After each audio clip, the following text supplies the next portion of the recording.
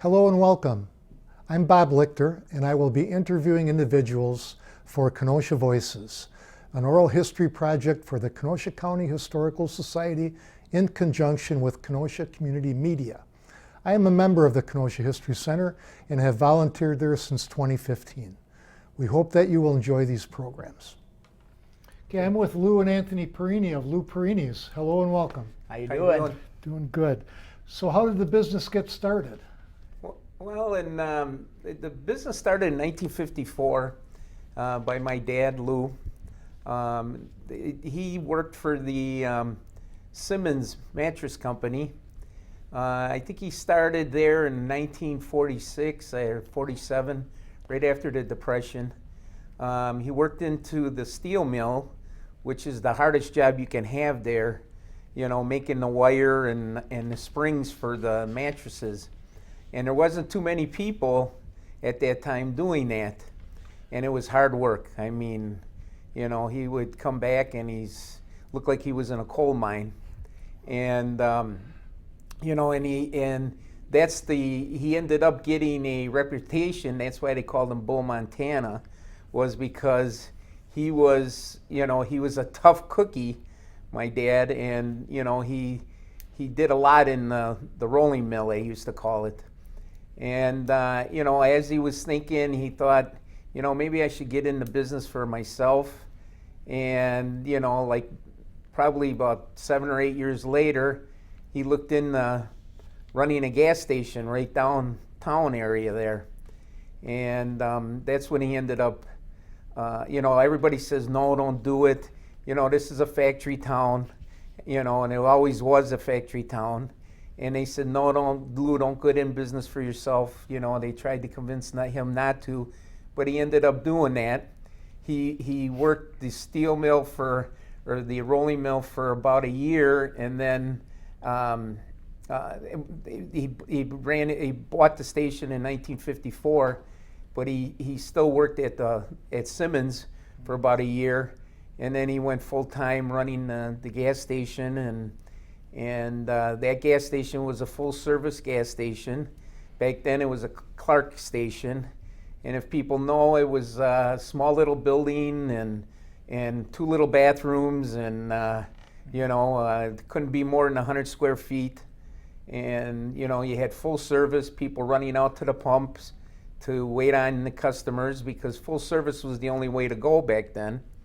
And you know, you could get cigarettes out at the pump. You can, you know, you got your windows washed, you got your tires checked, you know, you got your oil changed or an oil checked. So it was a different era back then. And then you know, at the sad year was in 1985. My dad ended up getting a brain tumor, and he ended up passing on in 1985 after 32 years of doing what he was doing. He was one of the longest Clark Oil dealers in the country, or in the Midwest, because Clark Oil was a Midwest station or a company. And then I took over after he passed on. I ran it for a few years as a Clark Oil station. But instead, I wanted to make it in a memory of him. And so that's how we ended up, even though we both had the same names, I ended up making it be Lou Perrines. Then a short time later, I says, you know, you got to get with this, what's going on today with the convenience store, and people were getting away from full service, even though I kept the full service, and everybody was going self-service. So in about 1988, I approached when I was going to rebuild, I approached McDonald's at the time, and they thought I was crazy as a bedbug. You know, they says, why would we go into a gas station to open a McDonald's? And I thought, you know, this is a perfect opportunity. You know, everything's going into the convenience store business. We could, you know, it would be a win-win. You would take our customers and we would take your customers. and they thought I was still crazy. So I approached them quite a few times before I was going to rebuild. You know, I had the plans, but I didn't have, you know, there was part of the building that I wanted to keep for a restaurant. And I went back and forth with them, and they eventually said, you know what, we'd like to have you, we'd like to try this. And that's what happened. They came and they opened, they came into my store in 1988. It was called the McDonald's Quick Break. It wasn't a full-fledged McDonald's, it was called McDonald's Quick Break. And they brought people in from all over the world to see this new concept. They brought there was a group from China, there was a group from Korea, there was people from every country you could think of came to take a look at this new concept that McDonald's came up with because they wanted their franchisees to start doing this. Mm-hmm. So they were in the store for a good 12 years. They wanted to expand. You know, we had limited seating, we had a limited menu. It wasn't their, you know, top way of doing a McDonald's, but it was a concept that they sprung and they did other locations, and they started doing them side by sides, they called them, where they had full seating, full menus, the whole 9 yards. So you know, after 12 years, they left, and I kept it. I kept that section empty, and just concentrated on the convenience store business part of it. When we in about 2010, I turned everything over to Anthony, and Anthony was always interested in the business. You know, he was like me growing up. You know, I was 10 years old back then, trying to wash windows and trying to reach the middle of the window. You know, you couldn't normally do that on those bigger cars. And Anthony got involved with the business at the same, you know, when he was younger and in junior high, and you know, he had to do, you know, to do what I had to do. You know, it was like a generation drop into another generation, and child labor laws don't exist. Yeah, it's a family business. Yeah, they didn't. You know, you had to put in. You know, and it wasn't. You know, when you own your own business in the community, it's, you know, it's not a 9-to-5 job. It's a 24/7 job. You know, people think, oh, geez, you know, but it's a 24/7 job. And you know, I asked him are you sure that's what you want to do? And you know, that's what he wanted to do, and he wanted to carry it forward. He was even though he wasn't really, you know, when he was born, it was the same time my dad passed away. But he wanted to learn the business because of my dad and what he did, and to carry on the name Lou Perrine's, you know, for my dad. So you know, in 2010, Anthony took over, and you know, the new modern, you know, ways of doing business was taken over by the third generation, and he took it over, and you know, he progressed it to where we are today, and he'll tell you where we're at with it. And well, what's a typical day like at Lou Perrine's then? We'd like to kill each other. Yeah. You know, no, it's you know, we're, you know, he'll explain it to us. It's kind of like, you know, like these small family generational businesses. It's a lot like if you see these shows or these family farms, you know, where whether you're going to contribute to the family, you know, in those farms they milk the cows early in the morning or wash the stables. It's the same thing grew up doing, except in the gas station, you know, stocking the shelves. I used to remember sleeping in the back office as a kid when McDonald's was there, and so he would be there late at night, and he had a couch in the office, so I would, you know, kind of stock the cooler, but really just dilly-dally around as a child would do, but then like sleep in the office and then get McDonald's in the morning. And the thing with our business is it changes every day. You know, it's not like we have our regulars that we know, and, you know, it's cool that we have customers that my grandpa pumped their gas. You know, I mean, they're still around, and to still hear some of those stories, but really, you don't know what you're going to get each day. You know, and as the business has massively evolved, there's so many moving parts, there's so many complex pieces. You know, I remember back in the day they'd have a cigar box and it was only cash, you know, I mean, it was so much easier then, but now when everything's computerized and you've got loyalty programs and you've got 7 different kinds of computers communicating from the pumps to the inside. And so every day is different, but essentially you just get up and get ready to see what the day throws at you.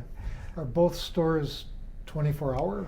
The one downtown is 24 hours. The new location on 80th and 22nd is open till midnight. And yeah, and then we also have an Einstein Bagel inside that location, and that is open till 5 o'clock during the week and then 3 o'clock during the weekends. Okay. How many employees at Lou Perrine's? Between the 2 stores and Einstein's right now, we're close to about 50. Wow, okay. Part-time, full-time. I shouldn't say, I'd say we should be about 50. It ranges from 40 to 50. Okay. And how do you find your staff and hang on to them? You know, the old days you'd put an ad in the Kenosha News or like a happenings, but now it's really all done through social media. You put some on, whether it's like a website Indeed, or we found getting a lot of our customers that already like us on social media, and we'll put a job opening out there and they'll come in and apply. We get a lot of like legacy people, you know, whose maybe grandparents have been here for 60 years in Kenosha. They're familiar with us. They'd rather work for a small family business than a big corporate chain. The best part for us about like employing people is we get a lot of young people, you know, maybe right out of high school, not sure what to do, and so you get to kind of help shape them a little bit and get used to seeing, you know, what they want to do when they grow up, kind of deal. Yeah, as we've evolved, you know, it's amazing that, you know, the kids that are 30, 40 years old say, you know, we grew up here.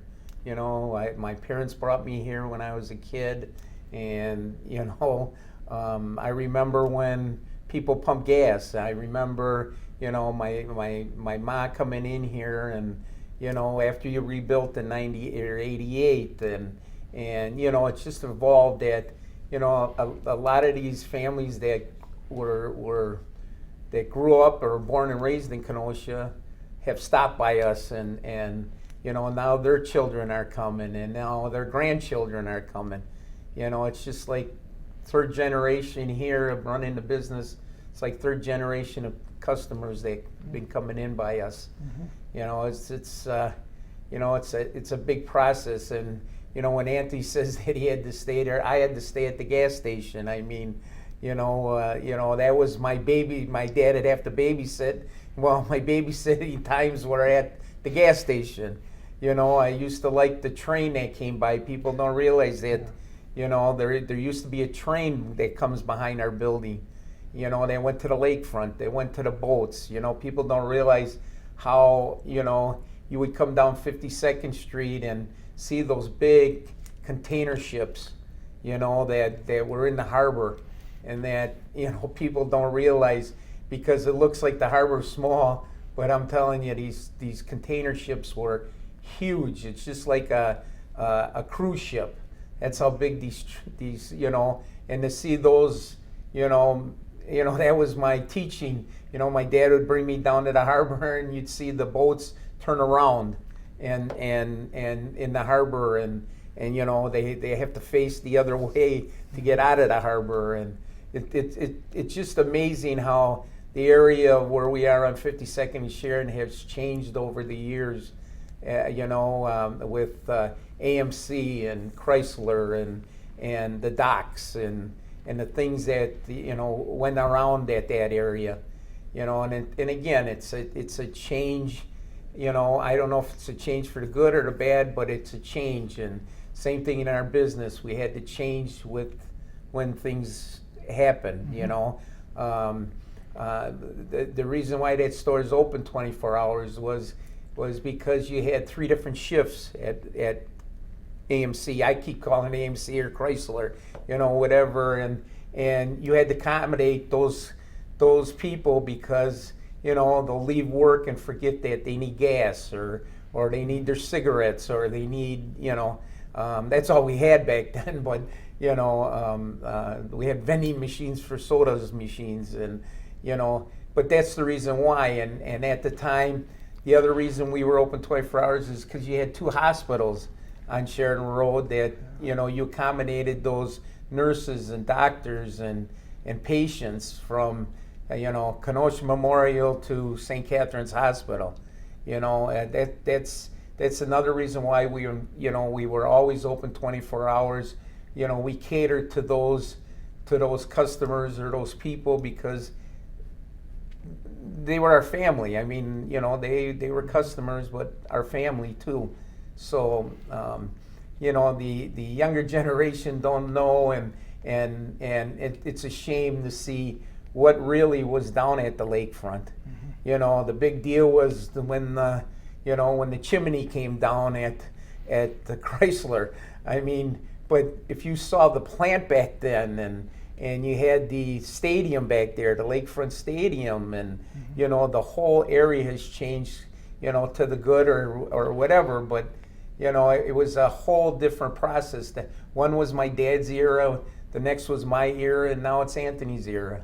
You know, to see what we're at, and you know, and as you go forward, there's going to be a 4th era that'll come in that area.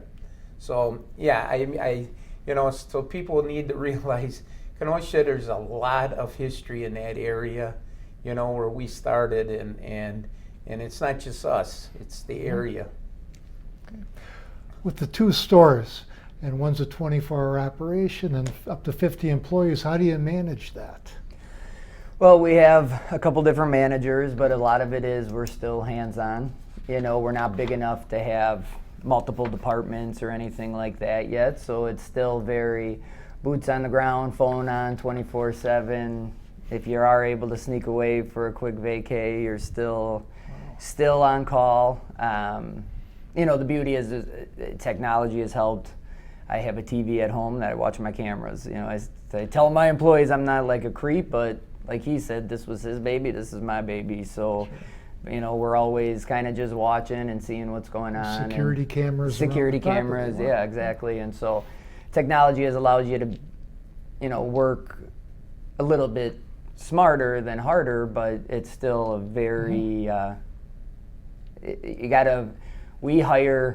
we say we hire for character, not content. We can teach anybody how to do things, but, you know, when it is a family business and our name, you know, his name is on the building, my grandfather's name is on the building, we always tell our employees, like, if somebody has a bad experience, there's not some 24-hour hotline to call. It represents me, it represents him, and so we always have to get the brunt of it, you know, and so paying attention to those little details are very important. With your employees, with your 40 to 50 employees, do you have any celebrations or parties or picnics or anything like that? Yeah, so it's hard for us to get everybody together. The one time we were able to get everybody together was recently. We had a car go through the building, and so we were shut down for 6 weeks.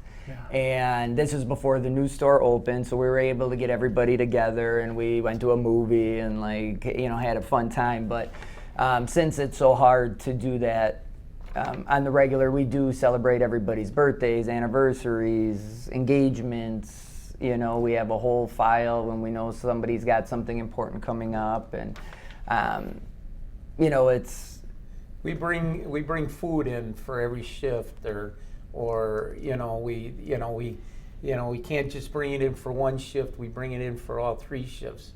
You know, so so the night shift knows that, hey, here, you know, we appreciate you. You know, let's get you a meal, and you know, and we always, you know, being Italian, we always overdo it when we bring the food in. So we got food for 3 days instead of 1 day, you know. So it's a typical way, you know. It's like we plump them up a little when they work for us, you know. The Perrine 15. You know. Within about 6 months, they'll gain about 15 pounds. Yeah. It's like college, you know, freshman year. It's the same concept. So what skills did you have to develop then, like since 2010, have you taken over that business with the people? I mean, there's a lot of skills involved with that. You know, one thing that, you know, you have to be in is you got to be a people person. You know, you gotta understand, you know, their home life or you know, if, you know, something happened in their, you know, in their life that, you know, you got to get to know them, you know, and that's one thing with a family-run business. We kind of look at what, you know, the person too, you know. We just don't hire somebody and say, hey, you know, like working at McDonald and saying, hey, you're not behind the fryer and, you know, you're going to make fries all day. You know, we get to know the people, you know, and to see. Now, Anthony has other skills that he does to keep the, you know, I call them employees, he calls them team members. You know, so there's a little difference on, you know, how we interact with our employees today compared to when I, you know, was there and you know, from a small family, like I was in college for a little bit and I left. Okay. And I left because I'm getting taught business from people that never owned a business. And to me, that makes no sense, because at the end of the day, unless you're actually boots on the ground and a true entrepreneur, it's very hard to teach. There's certain things college teaches you from a corporate business standpoint and finance, and all those things matter. But I just generally, I mean, look at me, I have the same hoodie I wear every day, right? Like, I'm not a big corporate guy. And so, you know, it's the skills that you have to have or obtain. I learned more, whether it was working with my dad or being active in our national association, than I did anything in college. And it's because it's the hands-on, that true entrepreneurial hustle, and constantly learning. You know, I mean, constantly, we have no sacred cows. There is nothing we will not change, because as everybody can tell just from hearing the story, the world has changed massively just in 20 years and 30 years, and it's 10 times that within the last 5 years with technology and advancement. So you're either going to go to the wayside and be the dodo bird, or you evolve, and I always believe evolve or die. So, but I think, you know, even, you know, when my dad was doing it, and then I learned from him, and, you know, you see the experience and you see the different things that, you know, different personalities and customers, or, you know, you've seen some good and bad, and, you know, you take that in and you carry that forward and know, you know, this hopefully doesn't happen again, or you know, it's more hands-on than you would learn in a book.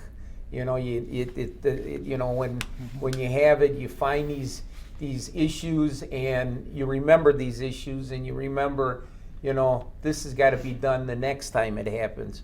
So you learn a lot as the years go on, just as I learned from my dad. Hopefully Anthony learned some stuff from me, that, you know, customers, you know, they all have a bad day, and, you know, you got to react to things. Same thing with the employees, you know, you got to react, and if something happens at the store, now, if something happens massive, like a lady driving through our building, that's not an everyday occurrence. It's never, I shouldn't say that's never happened when my dad was around, because I was there. Somebody drove in that little Clark station, drove into the bathroom, and thank God somebody was was sitting on the commode, that the bumper didn't hit him while he was on the commode, because that bathroom was only 2 feet by 2 feet. But, you know, that happened back then.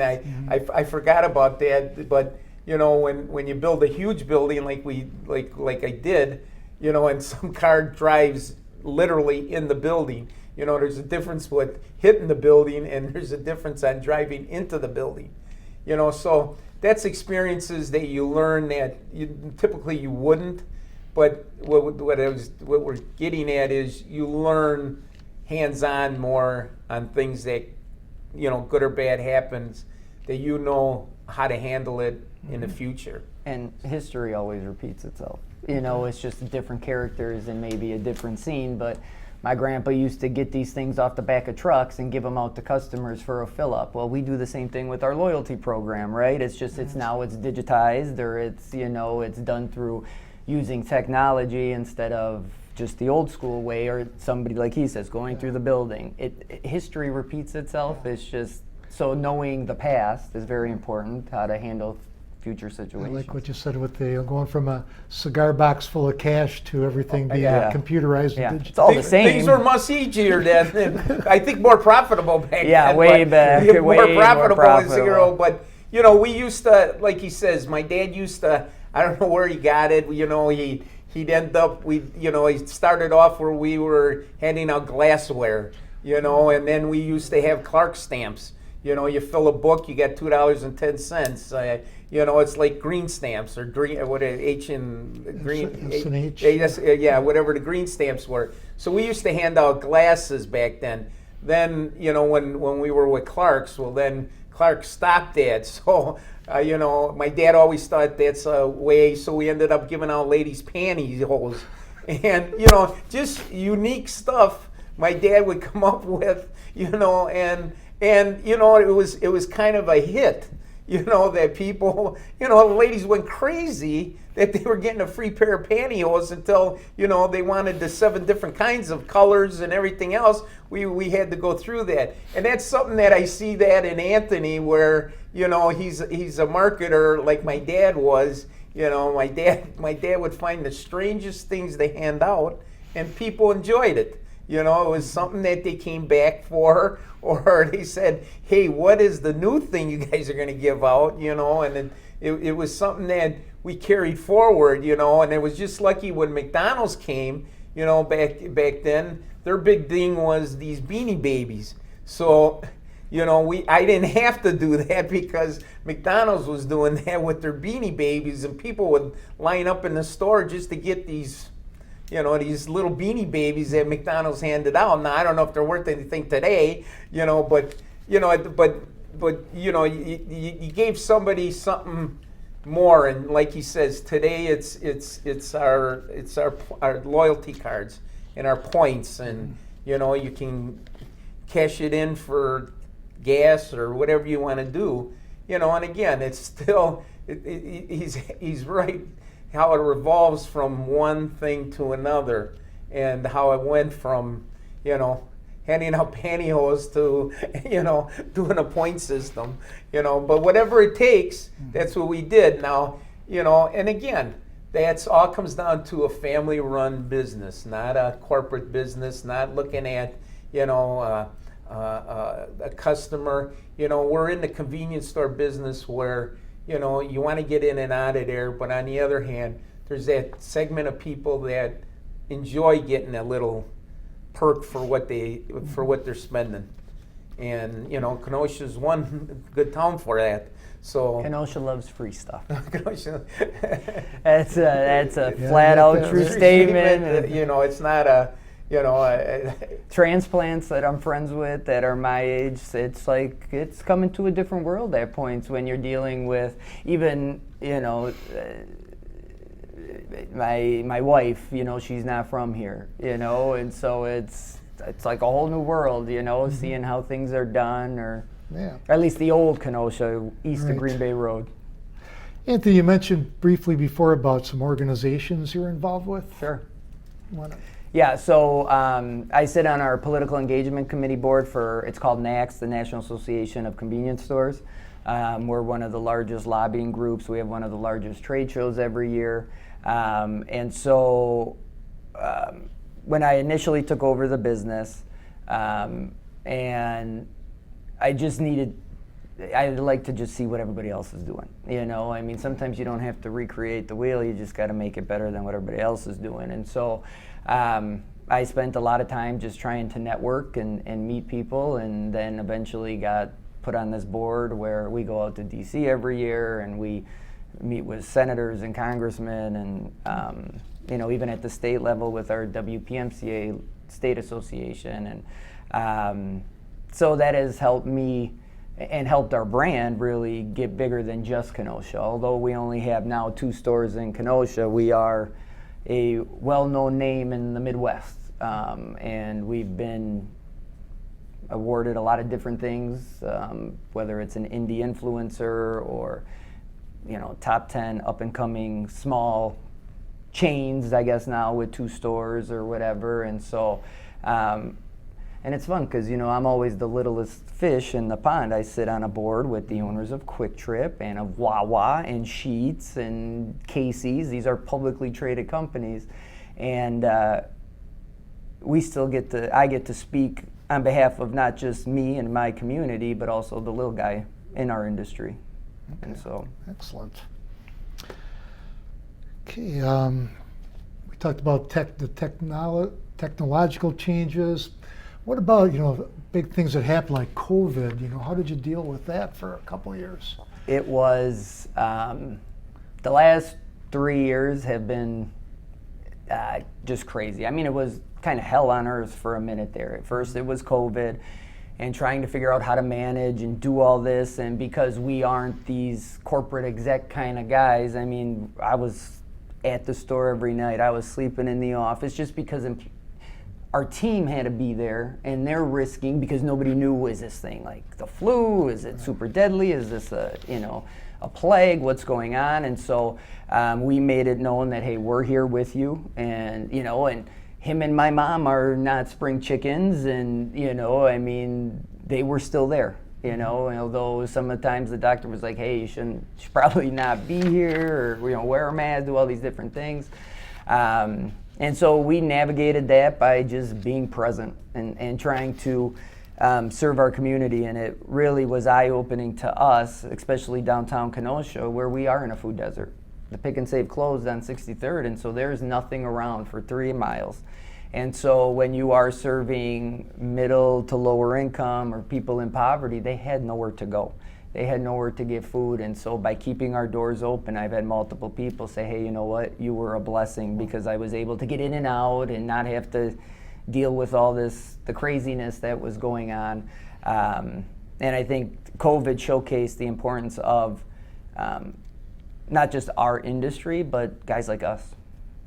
Yeah, it was you didn't know if you had to have the mask on or it was mandatory to have the mask on. Then you had to have coverage, a plastic sheet in front of everybody, and a plastic so they're not breathing on you. I mean, it was just, we were wiping down counters every 8 minutes, and then we were told you only got to do it every hour, and then it was, well, it's not transmittable. I mean, it was just mass chaos. And then we just start getting out of COVID, and then the riot situation in downtown happened, which was a blessing for me being a part of that association, because one of my close friends from our industry that I met had a gas station literally 2 blocks from where the George Floyd thing happened. And so I had just gotten up, finally after COVID, I took my family to Door County, and we start unpacking, and I'm scrolling through my phone, and I see Jacob Blake getting shot. And I literally said to my wife, I said, the city's gonna burn. I gotta get back. And being in Door County in the middle of COVID, you couldn't get a rent-a-car. I had to bring a U-Haul back. And, I reached out, Congressman Stile had reached out because he knew we were in the heart of it. And I reached out to my buddy from Minneapolis and was like, you got any tips? And, he had recommended a few things. And so, we had got a bunch of, part of the blessing of serving the community for so long is you build relational equity with everybody. We serve everybody. We proudly serve everybody. We don't have to put some cute little sticker up and say we support this cause or that cause, because we do, and we have since my grandpa. And so right away, a lot of local community members were like, hey, we're gonna come there, we got you, and we didn't hire some kids in camo to try and protect our place. We brought community members, Black, Latino, white, everybody was represented in our parking lot, and we stood there, and I stayed on my roof for 3 days, and he was in the parking lot in his car, and we handed out water for people. We gave milk for those who were tear gassed. We let the cops use our bathroom, and we just said, nothing's gonna, at the end of the day, we were there to protect our property because that's my grandpa and my father's legacy. So I'm not gonna let anybody just touch my stuff. But at the same time, we're gonna try and be a beacon of light in this situation. And so my favorite story of the whole thing was, it was the second night, garbage cans are on fire down the road, you hear all the gunshot or all the, you know, pellet guns or whatever the cops were shooting off, tear gas.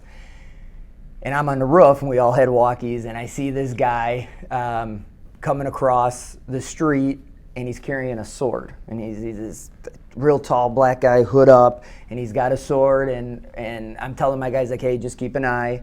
So he crosses 52nd, and then he crosses Sheridan, but then he comes towards the property. And so I'm like, guys, watch east corner, just see what's going on. So my guys go, and he flips his hood down. He's one of our regulars. 26-year-old guy, been coming in since he moved across the street. And he said, hey, this is my spot, and I'm just here to, no one's gonna mess with my place. I love you guys, and I'm here to just be here with you. And he brings a samurai sword. It's all he had. But it was like, it was chaos, but at the same time, you had community members. We had multiple people from the community. You know, elderly African-American ladies pulling in, saying, Anthony, it's not us. We're not doing this. Our neighborhood loves you. And I says, I know, because we're here. We see it's out of towners. We know it's not Kenosha people. We know it's not even what the media is portraying.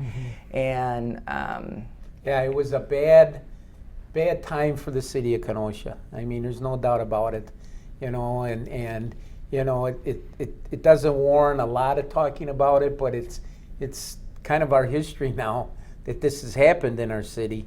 And you know, I sat on that corner, you know, 1, 2 in the morning, and watching the stop and go lights just flicker, you know, red, yellow, and then seeing the barricades up and the cement barricades, you know, and I thought to myself, when I grew up, this was not even a something to think about, you know, and to see that happening, and it's nobody on the streets, and you know, it was just a sad time for the city, and you know, hopefully it'll never happen again. But you know, we needed the rebound. We needed to get this out of our, you know, in the back of our heads now. And go forward. I mean, it was, you know, it needs to be talked about, but it shouldn't reflect on the city and the people of the city of the Kenosha and the people. Okay. I mean, it was just a bad time at the time it happened. You know, good or bad, however you looked at the situation, you know, let's move forward on it, and that's how it should be.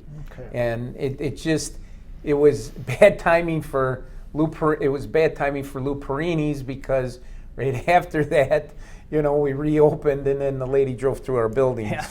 So it was like back to back. Yeah, it went from the pandemic, and then it went to this shooting, riots. And then this lady goes right through our building with her car. And then we get open, and somebody hits our corner sign, and then somebody takes out a gas pump. I mean, it's been a hell of a 2 years. Yeah, it just... All while we're trying to get the new store built and get all that happening, so... You know, so it was just, you know, it's been a hell of a lot of the last 3 years that it's gone through. And here I was just going to ask you, you know, looking back on your careers and the family business, what's the very best part of running that business, of your job? You know, my part is, and Anthony probably won't say this, but you know, my part is working alongside my dad. You know, my wife and I went to multiple restaurants in the city late at night. You know, when my dad was, you know, the gas station was open 24 hours. You know, and you know, he would call us 9, 10 o'clock. Let's sit down, and you know, we'd go to Big Boy on, you know, when Big Boy was in town on Sheridan Road, and we sat there and had, I didn't have coffee, but, he had coffee, and we talked about, different things. Now, just like Anthony thought and probably, and I thought back then, my dad's crazy. The things he came up with were just bizarre, but everything he said to me, and my wife could contest to it, everything he said to me all came true, but that was the next generation thinking the older generation was nuttier than nuts, but we learned a lot from him. My wife learned a lot from him. I learned a lot from him. My wife's dad was a 40-year AMC worker, third shift. Wow. So I had two sides of it. We had the factory side of it, and we had the small business side of it. But I'm telling you, we learned a lot from them about life, and we learned a lot from them about business, on an everyday, like I says, it wasn't that I thought he was wrong, but it was things that he said eventually came true, and that was my boast, if anything, I would love to replay that again, because my dad died at a young age at 59. I could have learned a lot more from him, but at the same time, I don't think we would be where we are if he was still alive, because he was started with that gas station. He put all his time into that gas station. I don't know how he would have evolved to, going from full service to self-service. Credit cards. Fees, bank fees. Yeah, I don't know. The internet. Yeah, the internet. I don't know if he'd ever. Yelp reviews, he'd probably lose his shit. I don't know if he would get into that as, so it was a process, and, sometimes it's, it happened for a reason, and he started it. I took it to the next level, and now Anthony's taking it to the top level than where we're at. But if I had to, from your question, if I had to redo it again, I would have loved to sit down with my dad again and talk about business and talk about life. Wow. Because that was our life, growing up. It was our life, was the gas station, and on that same corner. I mean, it wasn't like, we worked there and then we left and we opened up a gas station and we got rid of that one and we opened up somewhere else. We've been on that corner, since 1954, which is our 68th year, and knock on wood, I hope I'm here for our 70th. Yeah. So, I mean, it's our family, to tell you the truth. And people leave Kenosha but we were born and raised here, and we believe in Kenosha. We believe in the people of Kenosha, and it's the way. But not to go on about it, but I'd love to have my dad here again to go over what But he probably kicked my ass because of what I spent to build that station originally. I mean, I'm sure he'll kick my ass and say, you couldn't give away pantyhose, and you had to get McDonald's here, and you had to do this, and you had to spend the money that I had in the shoe boxes. Why? What did you do that for? Well, But on that, and that's how I look at it. Okay. But. Great. Anything to add, Anthony, about the best parts of what you do? The thing that I enjoy the most about what I do is twofold. Is kind of like what he is talking about is third generations have a very high failure rate. It's an 82% failure rate nationwide for businesses. Okay.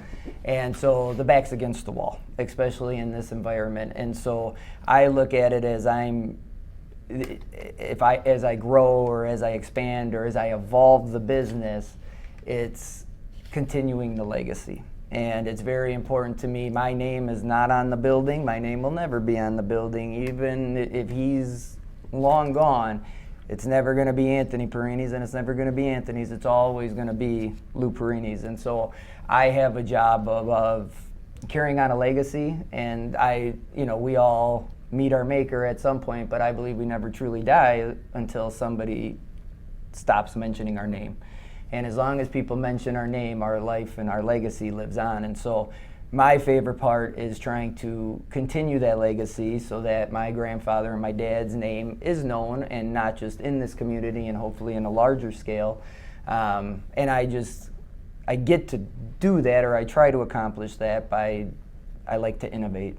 That's just who I am. I like to just disrupt things and try different things, and so I like to be creative and come up with crazy things, like having people get our logo tattooed on them, like, whatever I can do that just is different and unique, and evolve the name and the brand. Yeah, and I know he just mentioned that, but he did this giveaway where he promised the first 50 people we would tattoo them, and they would get free ho-ho cake for a year, and or double points, and we thought maybe 1 or 2 people. Well, they were lined up down the block to get Lou Perrine's tattoo on them, and it just. After this promotion, I remember 2 weeks later, this lady, in her 60s, come up to me, and I'm in the store and say, "Hey Lou, let me show you." And she pulls her arm out, and she's got a Lou Perrine's tattoo on her arm. And I'm going, you got to be kidding.